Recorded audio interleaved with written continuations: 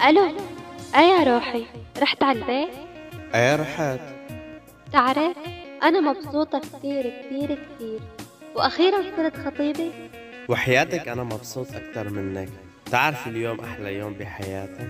أكيد يعني، كان يوم حلو كتير، ما هو اليوم خطبتنا اللي رح يتسجل بالتاريخ. وانت بصراحة طلعت رجال ووفيت بوعدك إلي وجيت وخطبتني. ليش بتفكري انه كنت رح اتركك؟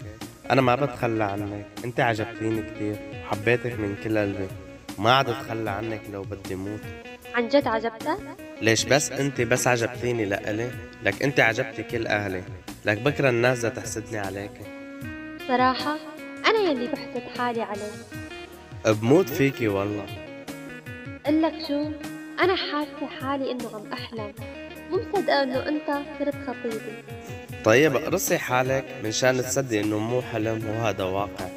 لا خلص صدقت.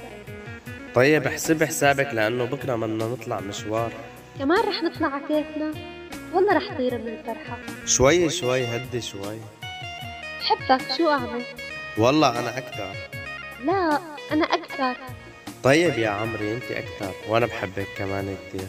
يلا هلا بدي سكر لانه بدي نام لانه عندي فئة الصبح بكير.